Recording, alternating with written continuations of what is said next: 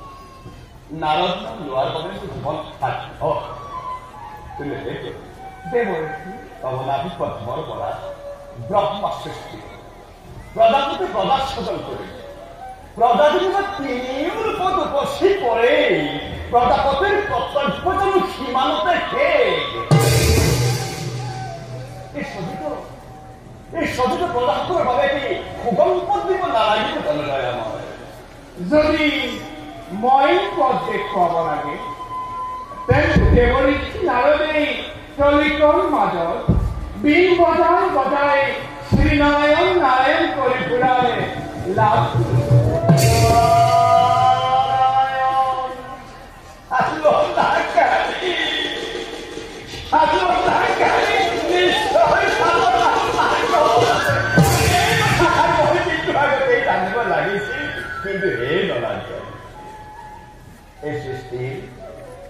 সৃষ্টিৰ আদি অন্ত বুজিব পৰা শক্তি কমৰি একেবাৰে অভাৱ।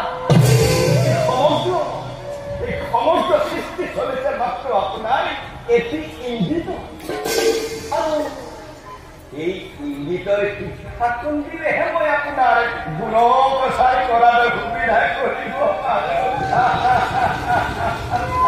দেৱ মহৰ্ষিয়ে কি কৈছে মই হলে বুজিব পৰা নাই। বুজিব পৰা নিশ্চয় নিশ্চয় এই জগতত ভক্তৰ এটি অপূৰ্ব নিদৰ্শনৰ নিশ্চয় প্ৰয়োজন, আৰু সেই নিদৰ্শনকে লৈ ভৱিষ্যতৰ মানৱ সমাজে মুক্তিৰ পথটি উলিয়াব পাৰে এই বিষয়ে চিন্তা নকৰিব। নিশ্চয় নিশ্চয় কৰিম দেৱৰীষি। সেয়ে ভক্তসকলৰ ৰক্ষাৰ বাবে যুগে যুগে মই ঝাৰু বজাওঁ।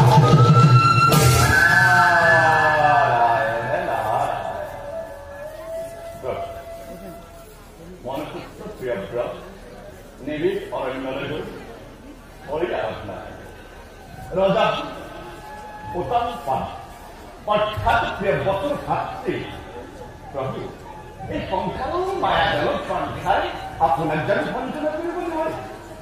দেৱৰীষি সেই বিষয়ে এটি যুগুত ব্যৱস্থা আপুনি নিজেই কৰক। উত্তম পাদৰ পত্নী সুনীতি বিষ্ণু ভক্ত, কিন্তু সুৰুচি মন্ত্ৰণাত আজি বিষ্ণু ভক্ত ৰজাই নিজৰ প্ৰকৃত পথ পাহৰি পেলাইছে, আৰু অন্য হাতে দেৱৰীষি নাৰদেই বৈকুণ্ঠত নিশ্চিন্তে কাল কটাইছে। কিন্তু কি অদ্ভুত থাকে দেৱৰীষি।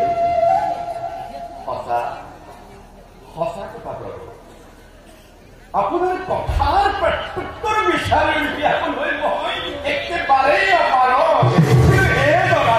এটা কথা জানিও নজনাৰ ভাও হৈ আপুনি মোক নিচাতেই দোষাৰোপ কৰি আছে। ৰূপে গুণে মনোৰম পন্থ বয়সী বাৰত কৰিব মাটি প্ৰভাৱ কৰি ব্যক্তি স্নেহৰ পৰা ভক্তি মনতাটো আৰু এই মাতৃ মনত এটা মহান ৰূপ মোৰ মুখে এই ধ্ৰুৱৰ জৰিয়তে এই সংসাৰৰ কাৰণে অপূৰ্ব নিদৰ্শন দাখি হৈ যাব পাৰিলে সুন্দৰ নহ'বলৈ জনাৰ্দন। সেয়েহে কৈছো দেৱৰীষি, সকলোবোৰ কথা জানিও মোৰ পৰামৰ্শৰ বাবে বাট চাই থকাটো দেৱৰীষিৰ পক্ষে উচিত হৈছে জানো? জনাৰ্দন ধ্ৰুৱ হৈছে পঞ্চমবয়সীয়া বালক।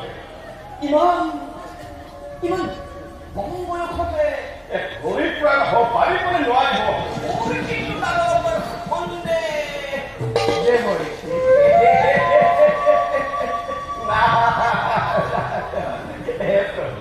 আপনাৰ আজ্ঞাকে বিগত কৰি সম্প্ৰতি ব্ৰহ্মাণ্ডৰ কল্যাণ আপেক্ষে এই গুৰুতৰ কাৰ্যবোৰ সাধিবৰ বাবে মই নিজকে কৰিম ঈশ্বৰ